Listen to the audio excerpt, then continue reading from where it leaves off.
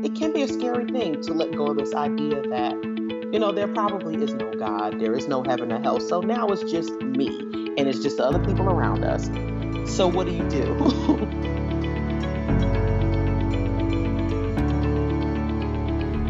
Welcome to Voices of Deconversion. We share the inspirational stories of deconversion told by former Christians who are now atheist or agnostic. Our stories remind us we're in it together. They encourage us as we discover who we are and help us to embrace who we become. Now here's Steve with today's guest.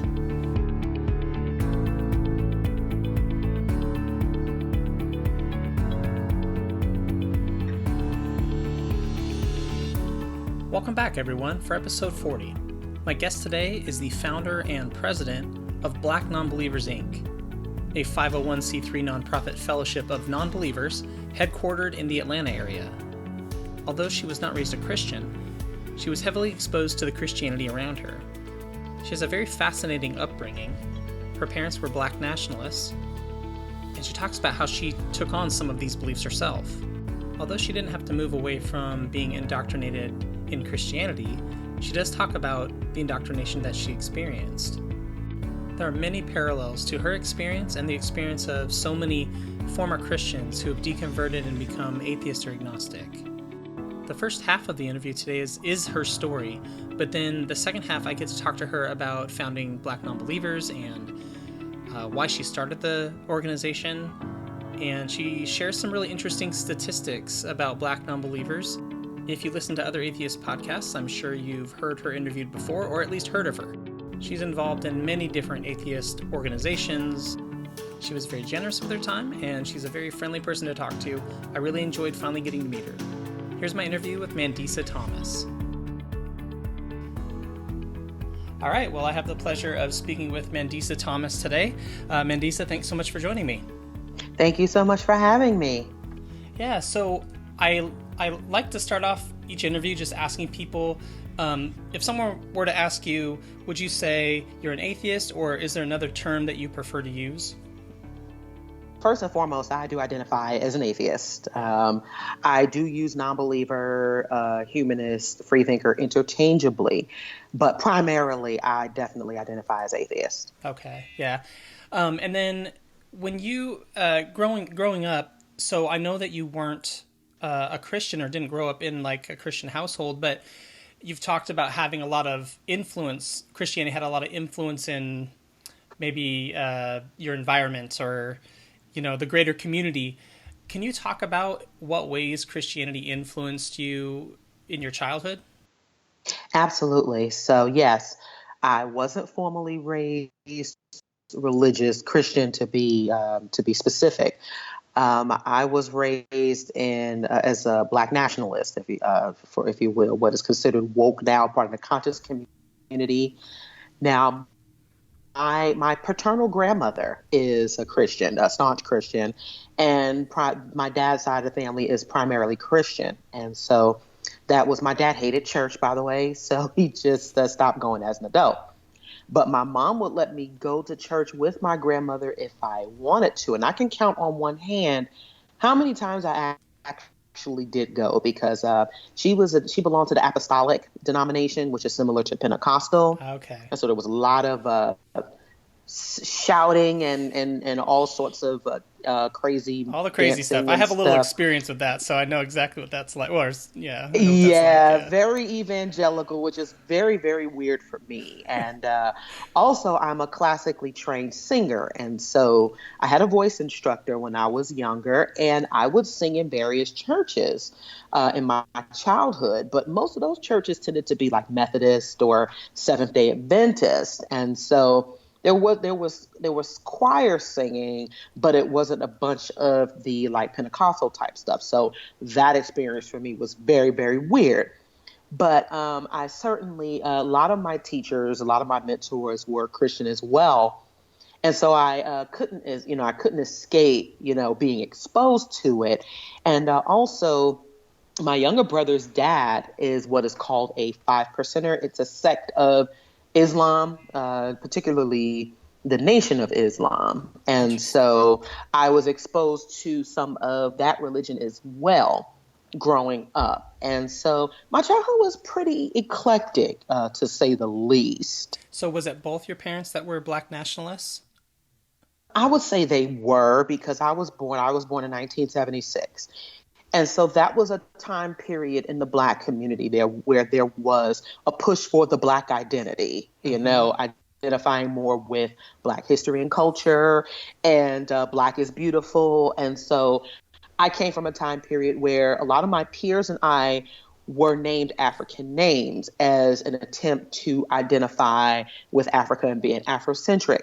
And so during that time period, I would say that both of my parents were in that progressive phase, in their lives where, they were rejecting the traditional Christian identities and looking for that sense of belonging to connect, with Africa and being Afrocentric.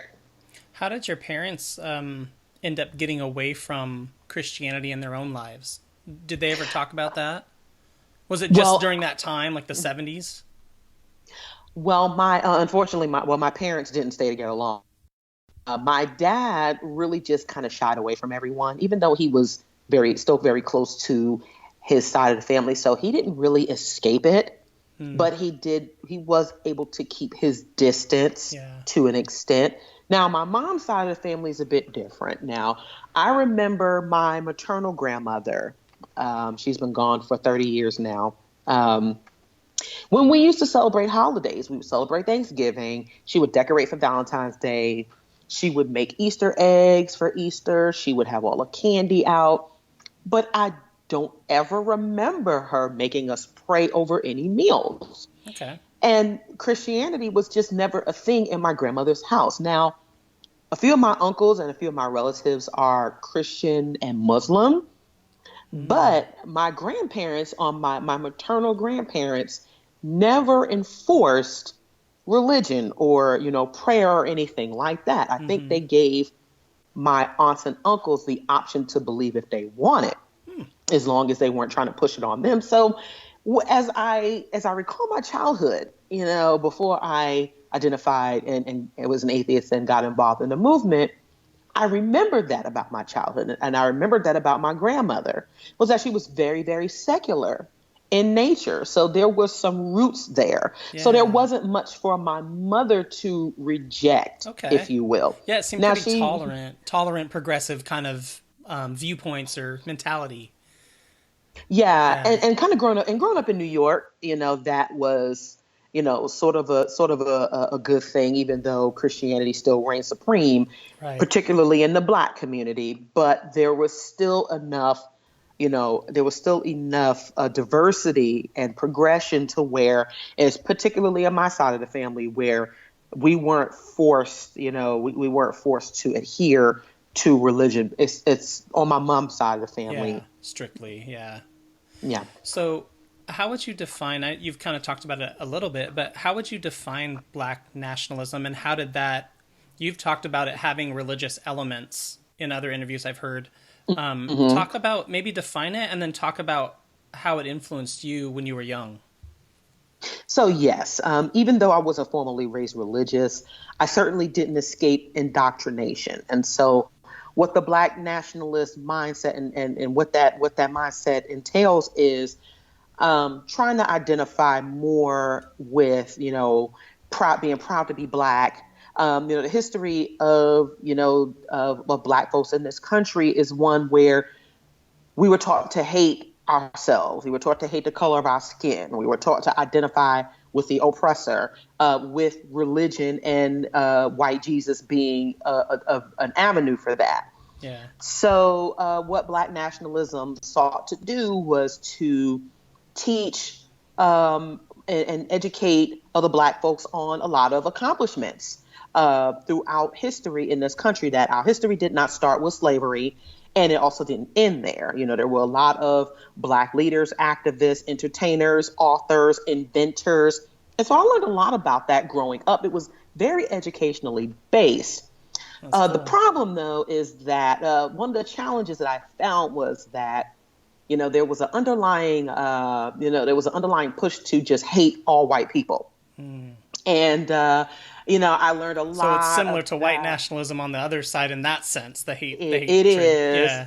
yes, but it derived from, unfortunately, the institutionalized racism and injustice that was inflicted upon Black folks in this country. Yeah. So there's a long history of that and why it became important to identify. And the father of the Black nationalist movement is the one who's considered the father is Marcus Garvey. Okay.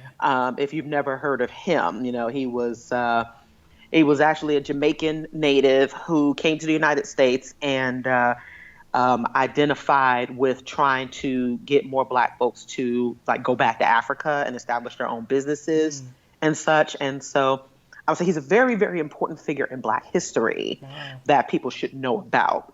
Yeah, sounds He like did it. identify as a believer, but he was very, very, very, pro-Black, and very much about the empowerment of the Black community. So Black nationalists would be okay with incorporating Christian Black nationalists or different Muslims or.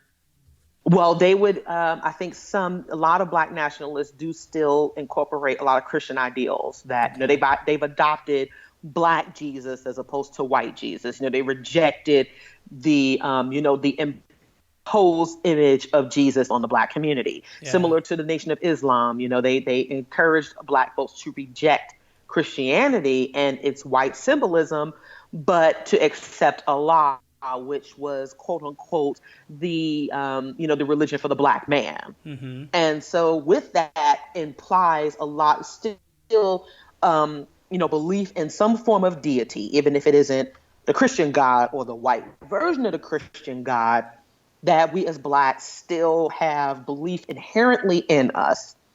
And so the Black nationalist mindset tends to reinforce that, to identify with traditional African religions. Okay. Perhaps that makes sense. To explore and to identify more with traditional African gods.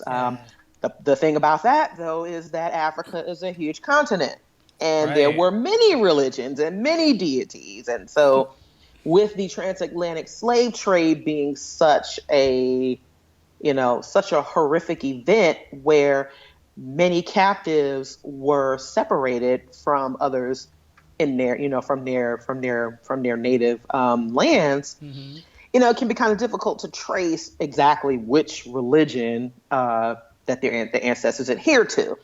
It also doesn't make it any more real than the Judeo-Christian gods. And so, but yes, to try to have a connecting identity with the African continent, there was a push for in the Black conscious community, the Black nationalist community, to identify with some sort of spirituality, even if it meant identifying and reflecting on the other, like the gods that came out of Africa. Yeah.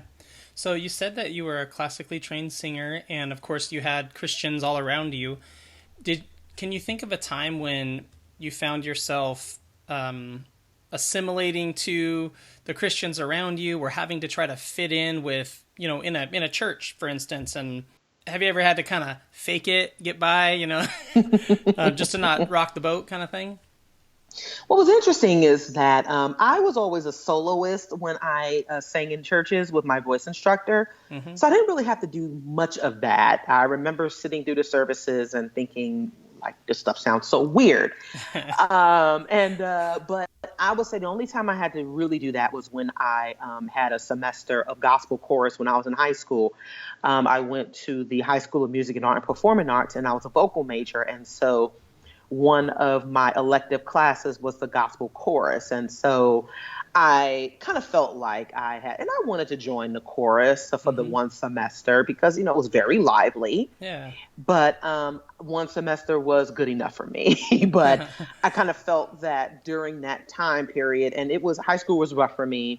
It was rough in my, in my personal life and my home life.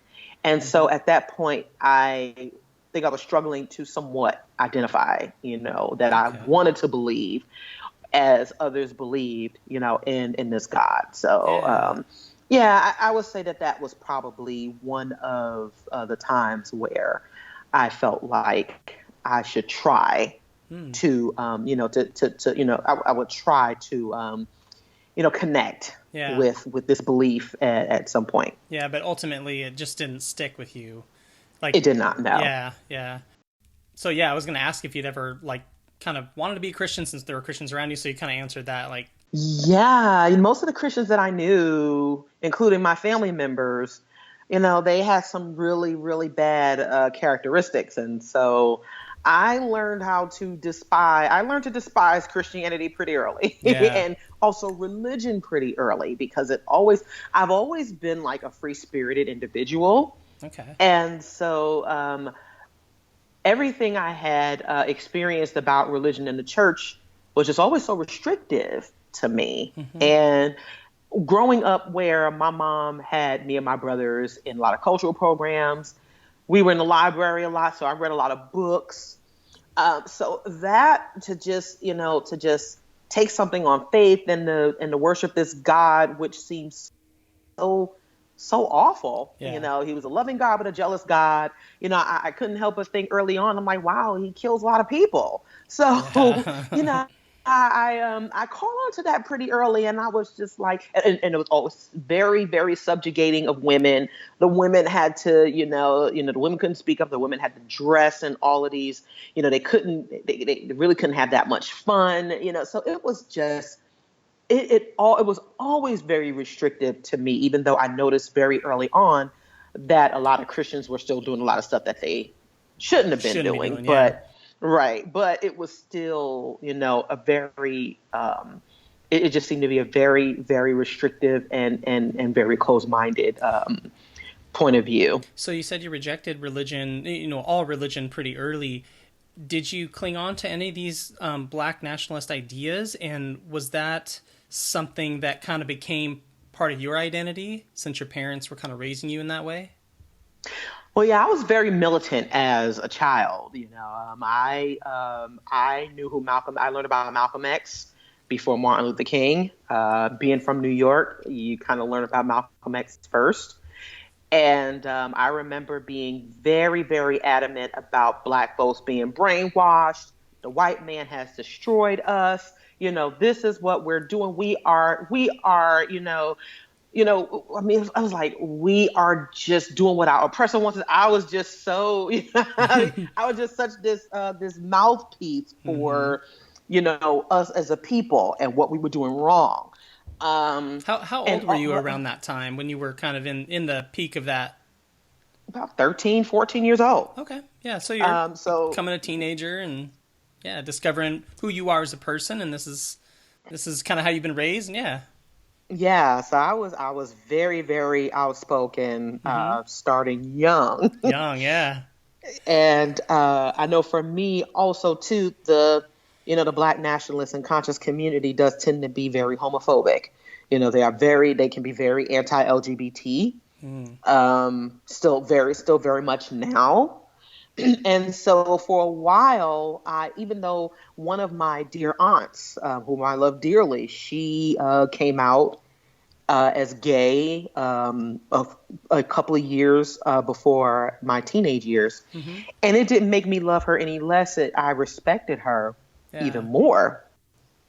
But I was still parroting some of those things that I had learned. And, I remember questioning my mother one time and asking, I'm like, do we really have to hate all white people? I'm not saying Are there any good ones out there? Yeah. I mean, because I had some teachers who, encouraged me in my elementary and junior high schools, middle school, what we call junior high schools up in New York. Mm-hmm.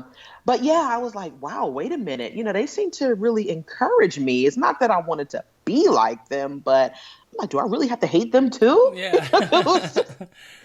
It was this weird thing. And so I remember questioning that when I was younger too. So there was some dogma there that I had to unlearn when it came to the LGBT community, as well as, understanding that there was a collective and institutional issues, but that I didn't have to hate all white people. Yeah. I just didn't.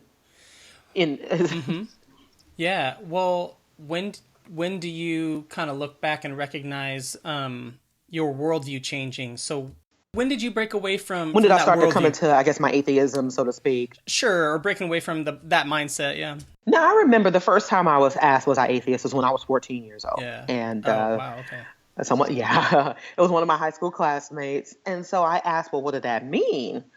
And I was told that I didn't believe in heaven or hell. And I said to myself, well, that sounds about right, because growing up, I would think about the concept of heaven and hell, about death, what happens when we die.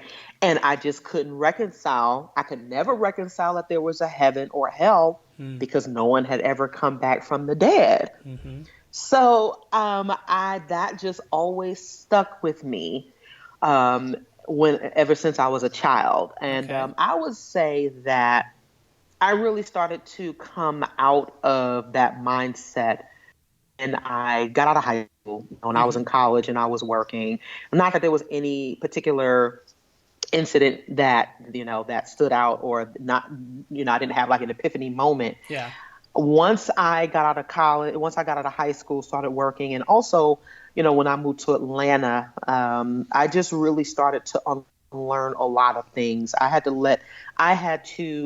unlearn, and I had to let go of some anger that I had towards my parents, and also towards some other situations. So Yeah. I would say in my 20s, I really, really started to revise everything that I have been, or really started to rethink it, and really and I remained adamant, because I remember when it came to my family situation, I always felt that there was something wrong, but I was being told that, that I would, I knew there was something wrong, but I was being told that I was mistaken, that the circumstances were in my best interest at the time, and I just knew it was wrong. So just had that in your gut, like you just knew. Yeah. And so once I, became older, and once I started my family, I realized that I didn't want my children going through the same things I have been through, but that I was fortunate enough to recognize that I didn't have that religious stigma and dogma hanging over my head. Yeah. And that, so it made it easier to reevaluate, get some help for, the issues that I had faced. And so with that, I was able to, I was able to was really able to, overcome, overcome that. And so when you became more independent thinking, you started to think for yourself and kind of change your worldview. You didn't really have to deal with family disapproving of you, maybe like a Christian would when their parents are raised them Christian and then they decide they're an atheist. Or maybe did you? Yeah. Yeah, definitely not with my parents. That wasn't an issue with my parents. My paternal grandmother is still living, and she's very much a praise the Lord. You got to thank Jesus and God for everything. So I just say, okay, grandma, I don't have that conversation with her. Yeah. What'd she think? Your grandma, and they probably know you're an atheist?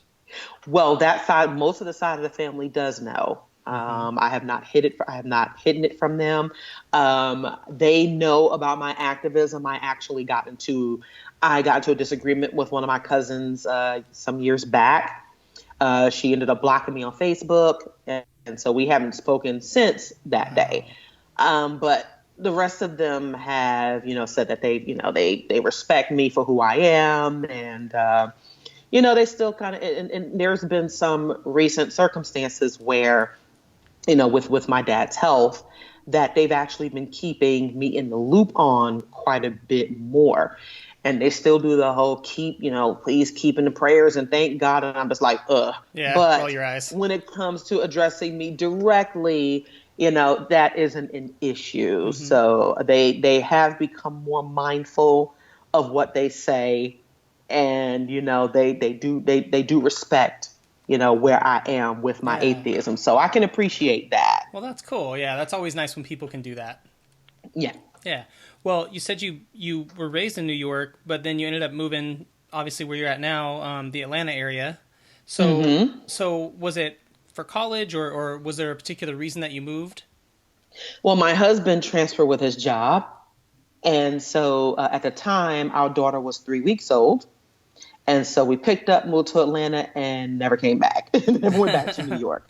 But Okay. one of the first things that we noticed when we moved down there was people ask, what church do you go to? It isn't even a matter of if you're religious. It's what church do you attend? Because that is the automatic, that is the default, that it is just assumed that you attend church. Yeah, that's really unique to me. I've talked to, I think it was Alex Jules who said a similar thing when he moved to Texas. And he said that he was asked that, and he was completely shocked. Like, why would you ask that? And I've never been asked that. Even when I was a Christian, I don't think, I'm in the, Seattle area, Pacific Northwest. So, we don't, it's not like the South, obviously. So that's really interesting to me. So how do you respond to someone when they say, what church do you go to? Nice to meet you. Yeah, I know, right? Yeah. Well, when I thought about it, I was just like, well, I don't really go, I haven't really found a home yet, but and now I just start, because I have one of those familiar faces. People will ask me all the time, well, do I know you from such and such? Because you look so familiar. But and I've been asked by a few Black women, do I know you from church? Because, and then they say, well, that's where I spend all my time. You're like, I'm pretty sure not church. Right. And I'm just like, oh my gosh, is that really where you spend all your time? Oh, geez. Oh no. Yeah. Well, when you think back on, you're a very outspoken atheist now. So when you think back to that younger version of yourself, who was, in a totally different mindset, what do you think about that person now? About the younger version of yourself? Of course, there would have been things that I would have done differently, growing up. But the one thing I've come to realize in my adulthood was that I was pretty mature before my time. There were a lot of issues and there are a lot of things that are still happening now that were happening then. And I was able to have a good grasp on them as a young adult, or as a teenager, as a child. So I realized that, my way of, my mindset and how I was raised, was I kind of had to become a little mini adult. I had to become an adult ahead of my time, not just because my mom, focused on education with me and my brothers, but also some of the situations that we were put in. And I had to become emotionally mature early. And so I think when I look at my childhood, I'm like, man, I feel old. I feel really old. I feel aged. And I also feel very fortunate too, because I didn't have the same experience as many of my peers, that I was able to look at things from a different perspective, from a more, and I've learned to embrace my weirdness. I realized that it was okay for me. I was geeky. I wasn't like all the other kids. I felt that Black sheep, even though I am specifically a product of the Black community, but I still felt that sense of, I still felt like that outsider. Yeah. That I didn't like everything not totally everything that everyone else liked. And it was okay, and I realized now that there were a lot of kids that were just like me in Black communities across the United States. There are a lot of us out there, smart kids that were raised in the hood, So it's a very, very unique, it's sort of unique, but then it isn't, but I just think like, wow. It helps me to understand that, the way I was able to process things, with the help of some of my mentors. But I don't give myself, as much credit as I should, but really I'm just like, wow, how was I able to deal with some of that stuff? But apparently I was, and it's just made me a much more well-rounded individual. That's cool. So because you weren't raised in a Christian household, you've named a lot of things you've experienced and learned because you weren't. But is there something else you can think of that you learned or experienced something positive that you learned or experienced that you wouldn't have if you had been in a Christian home? Yeah, I think that for now, I remember my mother will let me and my brothers watch horror movies, like for Halloween. We were able to watch it. As a matter of fact, I recall my mother taking me and my brothers to see Crush Groove. I don't know if you're familiar with that I movie. don't know that one. Yeah. So Crush Crush Crew? Groove is a Crush Groove. Group. It's a hip hop movie that had Run DMC, Curtis Blow, LL Cool J when he was just getting started in his career. So I didn't know he was in a and horror movie. no, this was Oh. like a musical, a rap musical. Oh, sorry. This was Okay. sorry. No, I mean I should have clarified that, I was but like, wow. yeah. So I would say that, because a lot of, even though, hip hop and rap was all around us, my grandmother was very, strict about, certain music that could be played in her house.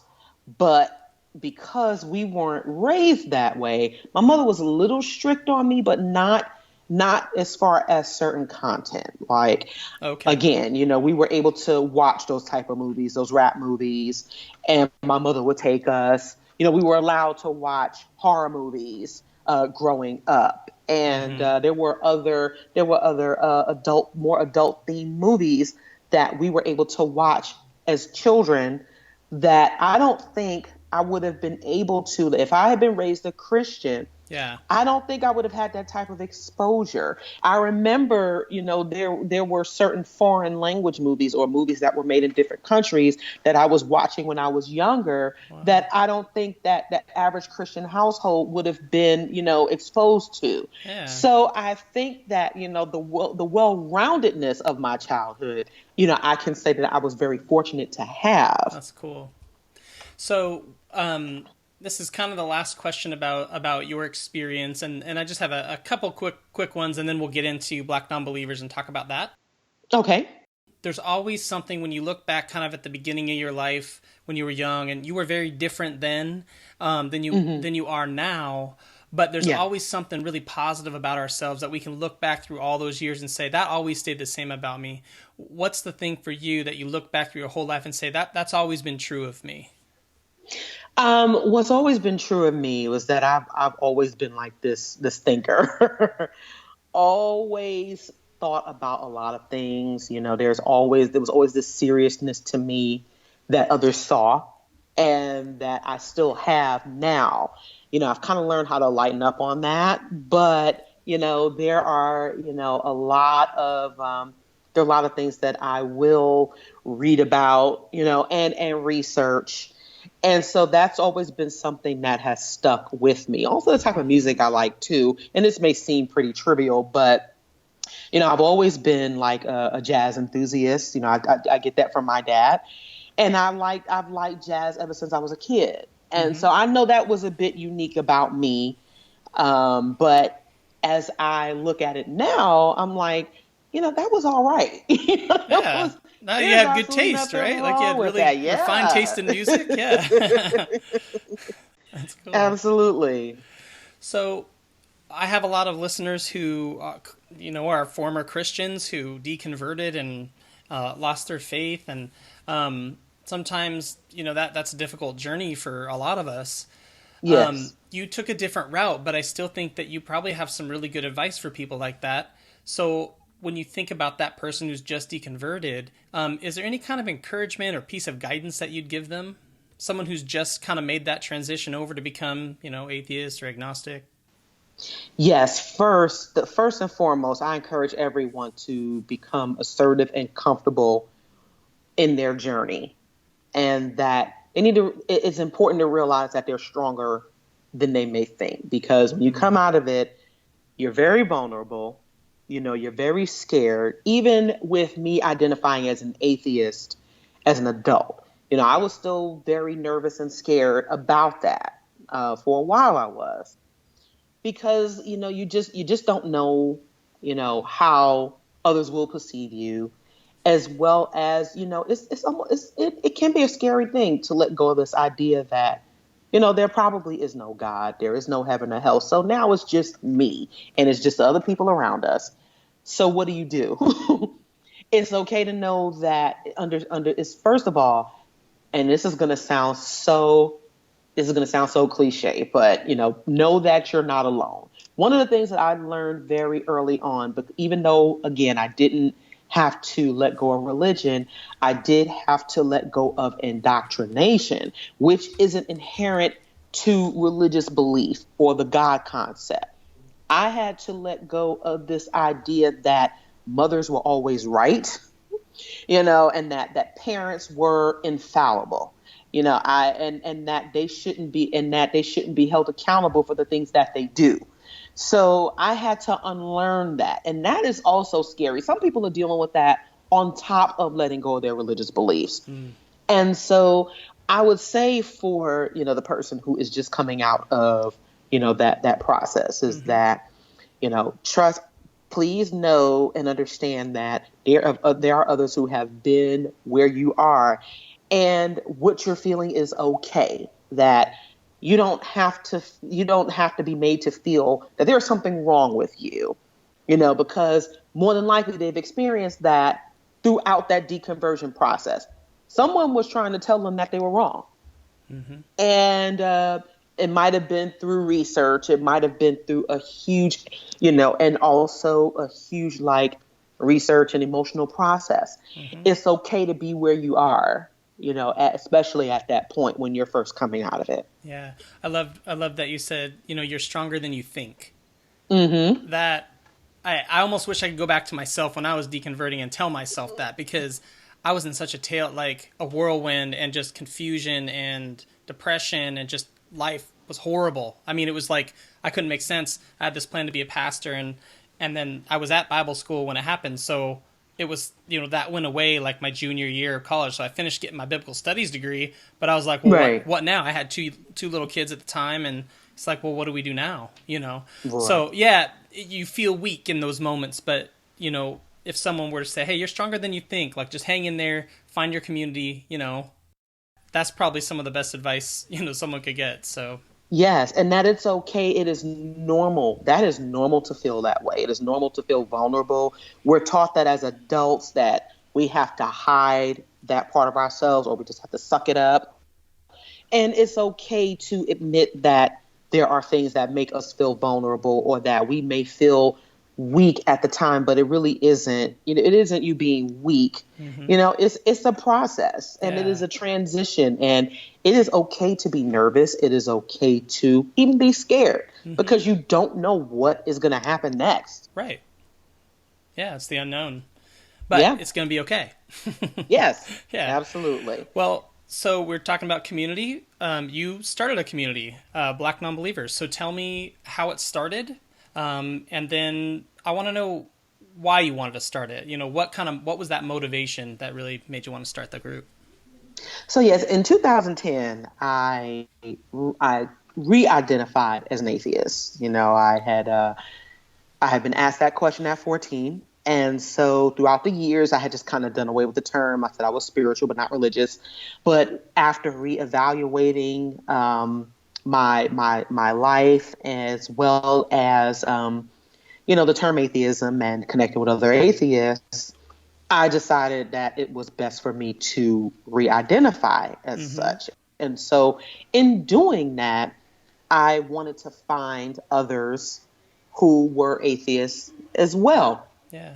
And so from there, I had been connecting with other Black atheists online. And I was told that, they had experiences with predominantly white atheist groups, that they had started, that they had felt uncomfortable, and that they had been made to feel uncomfortable in predominantly white spaces. So yeah, I was wanting to find more community, more atheists, and I had been told about a Black atheist meetup, and so I was looking to find that. But also, I just wanted to find other atheists, period. Yeah. And I had been talking with other Black atheists who said that, again, that what their experiences. And I was like, well, I went in with an open mind. I was just like, well, if we're all atheists and we're all getting together, let's see how this works out. And sure enough, I ended up experiencing exactly what I was warned about. What And are it some of wasn't those things that happened? well, it was for one, there was one lady there who she said, I've never met another black atheist. And I was like, here we go. That was one of the first things that I was told that would be seen of that day experience. And I was like, oh, yay, great. I experienced that. And when the only other black atheist who attended that meetup came in, who ended up sort of being the co-founder of the local Black Nonbelievers group there, started as Black Nonbelievers of Atlanta, the young lady offered, to switch seats with him. And I said, but I don't know him. Oh, my goodness. So it was like, oh boy, you just did that white thing. You just did that whole. I just thought you should be sitting together. Right. And so maybe you'll feel more comfortable because he's black. But I'm like, no, not really. Yeah, he's a stranger. Right. I'm talking to you here. But and then we got into a conversation about, the differences between being, black and atheist. And so some of the other folks there got a little offended. And they were like, well, it isn't much different because we go through stuff too. And this was on a tail end of, no, not even on the tail end. It was the beginning of the Eddie Long scandal down here in Atlanta. Bishop Eddie Long over New Birth Missionary Baptist Church, who was carrying on affairs with young men in his church, black preacher. Okay. And apparently it had been a thing in the Atlanta community for a very long time that the church knew about it. He was using church funds to buy stuff for these guys. Wow. And he would basically, just discard them when they basically got too old. Ooh. But this was around a time, this was a transitional time in 2010 where people really started questioning pastors and in the church and such, but they just still were not ready to cross that other threshold there of, reevaluating the religion and the text itself and the God concept. So, but in that, once that meetup was over, the other black guy there, we started talking, and I just said, we're here in Atlanta. There has to be more of us. There's no reason why there's only 2 black folks who are at this meetup. Yeah. There has to be more of us out here. Perhaps they just don't know that there are more of us out here. And perhaps they just don't feel comfortable enough for a number of reasons. Yeah. Because it wasn't that the organizer, it was just like a casual dinner meetup that people just kind of went to, and it was sort of like a come and go thing. Mm-hmm. But perhaps there wasn't, there just wasn't a conscious effort to retain people of color, particularly black folks in the community. So I said, we have to, I basically said we have to, start something. We have to, do something where people can meet in person. We can start bringing people together. Mm-hmm. And so that's where, and he had experience with meetups before. So that's where Black Nonbelievers of Atlanta was formed in 2011. Okay. And so from there, we just continued to, once we put it out there, we had, we started connecting with other black folks who were atheists and they were questioning religion. And so it needed to be that space where if people, had doubts and questions, that we would be available for them. We needed to build that support for people to know, again, that there are more of us out here. Mm-hmm. You're not walking around, like a unicorn or anything like that. Mm-hmm. And we understood even then that, with the black community being so religious, that this could be such a contentious conversation for people to have. Yeah. And people needed to have that space where we could identify with what we were going through particularly in our community. So talk a little bit about that. I've heard you talk about it on other podcasts, but you know, until I had talked to Black atheists, I didn't really understand maybe the extent of the differences between someone who's a Black atheist versus anyone else who comes out as an atheist. And yes, you know, white atheists and other atheists have issues when they deconvert, but what are the unique I guess obstacles for someone who comes out as a Black atheist? So we talked about, the historical factors a bit. We talked about the history of slavery in this country, the history of, the institutionalized racism, the institutionalized injustice, atrocities that were committed against Blacks in the United States. Mm-hmm. So with the church being one of the defining institutions in the Black community, for a number of reasons. One being that it was a support system when the legal system was against us. And also there were a lot of, religious leaders that represented in the civil rights movement. So with the church being such an identifier and so many people, and also with the culture of the church, the music, the community part of it, the idea of belief in God is so interwoven into the Black community. It's as if you let go of God, then you are letting go of not just the race, but you are betraying that you are scoffing at the tradition. You're scoffing at the struggles that we've been through in this country, because God just brought us all through that. However, we asked the question of, one thing I learned very early on was, well, I don't understand why there are so many Black Christians, considering that we had to be forced to accept Christianity. So, that was very, very, it's a very, very paradoxical relationship with the church and the Black community, considering that the doctrine was responsible for enslaving us, but the institution that is the church, was a support system. So there is a lot that, that needs to, be unpacked with that. Mm-hmm. And so it has created this, it really has created this paradigm of an emotional attachment that is tied into the historical factor and tradition within the Black community, that the role of the church has played, that can be very, very difficult, to combat at times, and because it is such a definer of the Black community in entertainment, in politics, in almost every aspect, it is very, very difficult to come up against that. It's almost, like you've never even, even though historically there have been atheists, free thinkers, and humanists in the Black community, that information is very much obscured and overlooked because of the upholding of the church and the religious leaders. And so when you're coming out as Black and atheist, first of all, there's still a lot of Black folks who don't even think that atheists exist in the Black community. And we do. We are here. Is that one reason that you talk so much about visibility being important? Absolutely it is, because it isn't just for the still predominantly white represented atheist and secular community. It is because with the still very high numbers of religious folks in the Black community, it needs to be understood that there are more Blacks that are challenging religion, and also a lot of us who are atheists.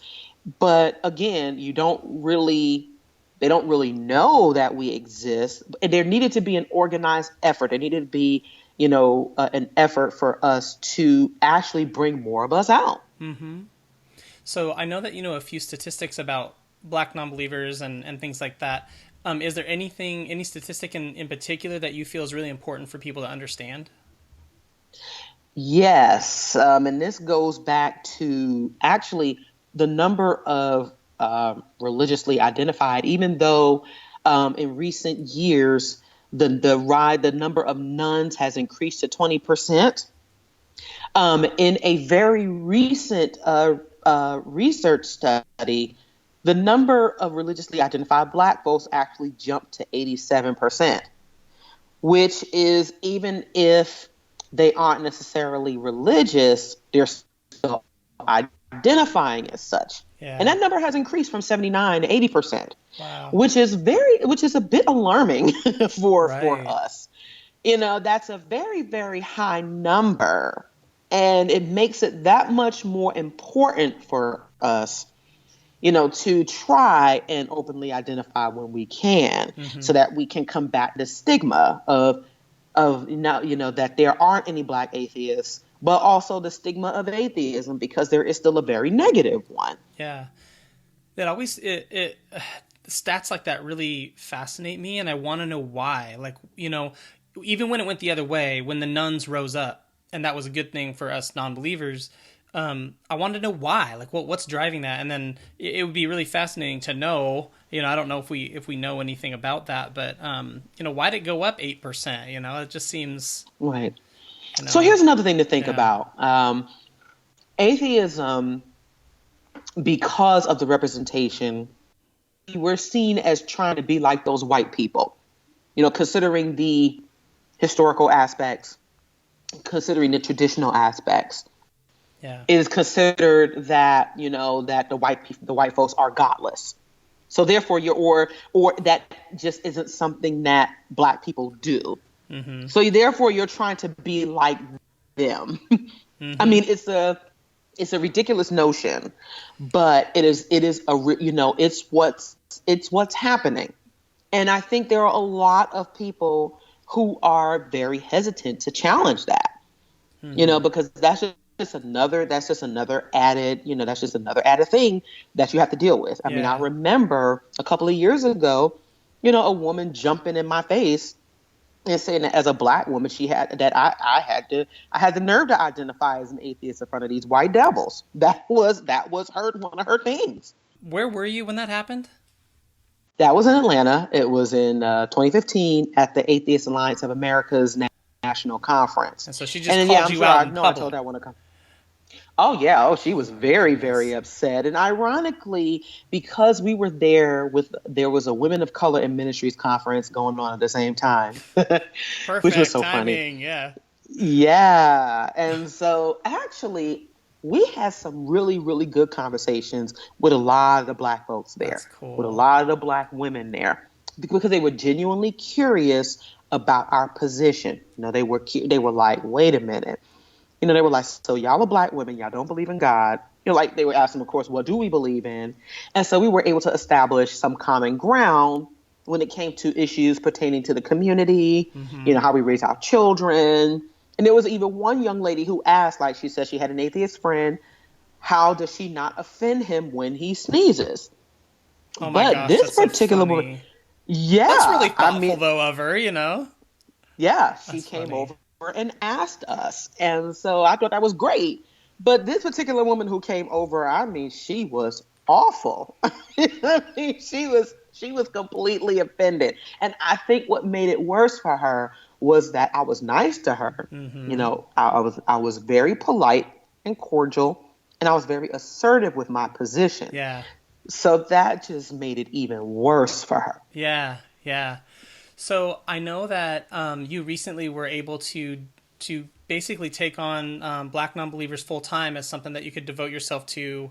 What's that mean to you to be able to do that? When I started, when we founded, Black Nonbelievers of Atlanta, which eventually became Black Nonbelievers, mm-hmm. I didn't realize that it would start to take on, the life that it did. Yeah. That it would take the direction that it did. There was interest in growing and expanding in different cities. And also we had gotten some really, we had been invited to participate in some really good projects like the Billboard campaign for African Americans for Humanism. Yeah. I was contacted by Jet Magazine for an interview. We had started, connecting with, there were people who wanted to interview us on camera for film projects. And so the visibility aspect just really, really took on a life of its own. And so I had started wondering how long I would be able to continue to work my full-time job over the years. And I had appreciated the flexibility that I had been given, at my place of employment. But over the years, the request for, to speak, had started to increase. I also, the requests for actually working with other organizations within the movement started to increase. The interest in expanding Black nonbelievers increased. We had eventually become a 501c3 organization. So therefore, there was a need to continue to fundraise. So this year I had to make, it wasn't necessarily a tough decision, but it was still one that had to be calculated. Yeah. That's a big decision to make anytime you're changing careers or jobs or something. Yeah. But the thing was, I was already going that way. I was already doing a lot with the organization and in my personal time, in addition to working. It really started to, I really had to, and I sat down, with my husband to say, hey, it has now reached a point where I have to take this on full time. Yeah. Because of everything that I'm being asked to do, because of everything that I need to do. And I appreciate that, I keep hearing, Mandisa, you're the face. You're the face of Black atheism. That certainly wasn't something that I set out to do. But when I hear that, and I appreciate that people like what, that what I'm saying and what I'm doing it is very significant. And so I said, it's time for me to really do what I need to do in this movement. As an open, atheist, as an open Black woman atheist, and as a leader in this movement and as a leader in this community, it was time for me to take that, that next step. Well, it's really encouraging that despite that statistic of a rise in Black Americans identifying as religious, your personal experience with Black nonbelievers is that it's been growing since 2011. And I think I heard you say by the end of 2018, you hope to have 12 different chapters. That is correct. We are establishing an affiliate in Cincinnati, as well as we're in the works for establishing one in Birmingham, Alabama. So that's great. We are definitely working on that. And, I'm always looking for people who are looking to, maintain the organizations as not just organizations, but continuing to engage the people that we're helping and engaging them in person. And letting them know that, they have that support, not just in us, but in the community too. What's the favorite thing? What's your favorite part about being a part of Black nonbelievers? When someone encounters, they engage us for the first time, and they say, "Wow, y'all." I mean, I've had members say, "Y'all are the first atheists I have ever seen in my life," and then when we're asked questions about, what do we, how do I tell my parents, how am I able to, when they express their, that their gratitude for seeing us there. Yeah. Because they're like, oh my gosh, there's more of us out here. Yeah. That's pretty cool. So, yeah. And one of the funny things that I've experienced now lately is, I have a tendency to introduce myself to everyone that I come across. And so when people when they're like, oh, well, I know who you are. I'm like, really? That's a thing now. That's so funny. It's a weird thing, but it's hilarious to me that now people are like, yeah, well, I know you, Mandisa. I know who I had to come over here and meet you. Who doesn't know you? And funny. I'm like, oh my gosh, that is so funny to me. Because you're used to just like anyone else. Hi, I'm Mandisa, and then they introduce themselves, but they're just like, I already know who you are. Yes. I'm just like, oh gosh, that is so weird, but it also speaks to, the level of dedication that I know I have for this movement and for the organization. And I am very, very happy that that isn't lost on anyone. Yeah. And that it shows that what we're doing is very important. And I'm very, very happy, to have the background to where I can engage folks to the point where they get it, and that they know that, we're approachable, and that things won't necessarily be easy, but they know that they have the support in us. Yeah. Do you collaborate with any other secular groups? And what if someone wanted to start one? This is kind of an off-the-wall question, but start one outside the U.S.? Well, right now we're just in a U.S.-based nonprofit. There are other atheist organizations. There are some in Africa. There are some that I know CFI has affiliates across the world. So we're a member organization with the Secular Coalition for America. Oh, cool. Okay.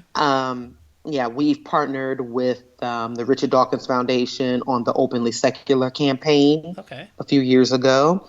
I'm on the board for American Atheists. And we do work very closely and are affiliated with the Hispanic American Freethinkers, as well as ex-Muslims of North America, as well as a Secular Woman. We're one of the sponsors for the Secular Women Work Conference that is taking place in Minneapolis in August. Oh, cool. So we do work with, and also, I am a volunteer with Recovering from Religion. Nice. I do facilitate a Recovering from Religion meetup every second Saturday of the month, where we discuss, challenges with leaving religion and dealing with religious family members and friends. And because it aligns so much with Black Nonbelievers as an organization, with that support, the support aspect is very, very near and dear to me. And so Recovering from Religion was just a natural fit for us to work with. That's awesome. It sounds like it. So you have an upcoming event. I saw that there's something that you guys are doing, Black Nonbelievers at Sea. Is that what you're calling it? Yes, this is our convention at sea. It's aboard the Carnival Sensation. So it is a cruise convention. This is our second annual that we're doing. It's right after Thanksgiving, November 24th through the 29th. And what it is basically a convention on a cruise ship. And we feature speakers that are pretty much from the Black atheist sect that really that have come through our doors and that we have connected with, that we feature. We tend to center, Black atheist content producers, whether they are writers, authors, activists, filmmakers, and and the like. But we also feature allies as well. Interesting. Yeah, so we have the president of Secular Woman, as well as the executive director for the Secular Coalition for America, speaking at this cruise as well. So, that's cool. Sounds like a neat thing. And you said that's coming up at the end of the year? Yes. Yeah. Yes, it's coming up from November 24th through the 29th. And it isn't just us sitting around and listening to talks all day long. There's a lot of fun involved. There's a lot of, there's karaoke there. There's some dancing, other events that take place on the ship in addition to the convention part of it. Yeah. So, it's a lot of, and there are a lot of people who have never been on a cruise before. We encourage people to try to, to really experience something new. To experience traveling more, getting out of that shell, because, with being raised religious, you've been taught that you have to give your life to God and you have to give your life to service. So there's no way you can really enjoy your life outside of that. And even though there are Christians that go on cruises, that is very interesting. We ran into a lot of Christians on that cruise. And when they saw us, they were like, oh, okay, that's interesting. But yeah. Yeah, but there are a lot of our members and a lot of people who said they've never been on a cruise before.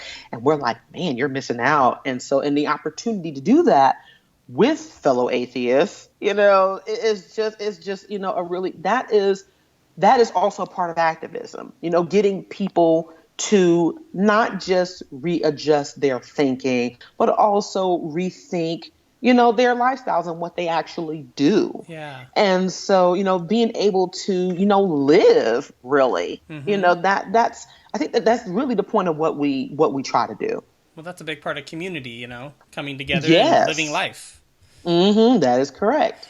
So because you're involved in so many different, kind of atheist or secular groups, you're involved in to some extent in a variety of them, you probably have a good sense of the good and the bad in the secular community.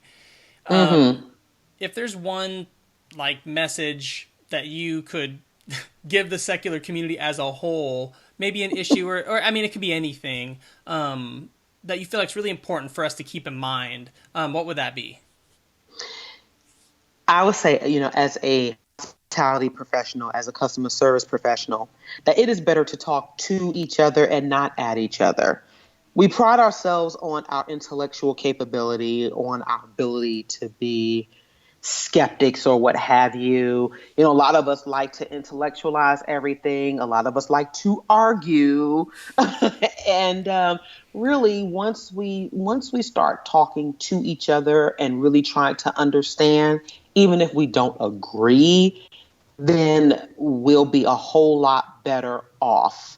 I think a lot of us have spent so much time feeling that ostracism that comes from the religious community that sometimes we forget that we're on the same side. It doesn't mean that we'll agree on everything. It doesn't mean that that we're going to be able to help everyone. But as long as as long as we are talking to each other and really understanding, those points of view, but also understanding, also looking within ourselves and reflecting on why we may be feeling a certain way about certain things. There's still a lot of dogma that people are still that they're unpacking, and there's some patience that needs to be had with that. But accountability is a thing. We have to hold ourselves accountable for how we communicate with each other, and talking at each other will not help at all. And when you say talking at each other, do you just mean like basically just arguing and talking past each other, kind of, or? Correct. Yeah. Correct. We're not listening to understand. We're listening to respond, and that is often a good part. With communication. That is going to be that is key to trying to understand each other. Yeah. And also just basically listening. Now, we don't always have to have an answer for everything. We tell people all the time that it is okay to say that you don't know. And if you don't know, you need to be listening to the people who are speaking and trying to get a better understanding instead of just trying to talk them into why they may be wrong. Yeah. Well, what's the best way people can support Black Nonbelievers if they want to help support the group? Absolutely. You can go to our website at blacknonbelievers.org. It reroutes to our WordPress site, but you can find us at blacknonbelievers.org. There is a donate button there. Again, we are a 501c3 organization, and so donations are tax deductible. We also have an online store. You can just you can find us on our meetup pages, and definitely we are on Twitter at @BNonbelievers, the B and the N are capitalized. And so if you want to contact us, I respond directly to email correspondence. You can also find us on Facebook. We have a public page at Black Nonbelievers. I respond there as well. So, you can find us all over social media. And like I said, I respond directly. If people want to get in touch with you, how can they do that? Well, they can also, if you would like to get in touch with me outside of Black Nonbelievers, you can find me at patreon.com/Mandisa Latifa. The link isn't searchable, so you would have to have the link for that. You type in patreon.com/Mandisa Latifa as a link, and it will come up. You can also reach me at blacknonbelievers.org directly as well. Well, Mandisa, thank you, one, for doing this interview. You've been very responsive to me when I reached out, and so I can attest to that. So if people reach out, you'll respond to them. But thank you for what you do and for starting this group and being that kind of that oasis or that place that people who are maybe kind of struggling on their own and don't know what groups are out there and what groups to find, to be that group, to have started that group so that people can find that, group of people that's like themselves and, other secular folks, other atheists. So thank you for all that you do. I think it's great. Thank you very much. And I'll be dedicated to doing that even more now. So thank you. Thanks for listening to Voices of Deconversion. Be sure to join us next time by subscribing to the podcast. If you'd like to learn more, check out our newsletter at bodpodcast.com.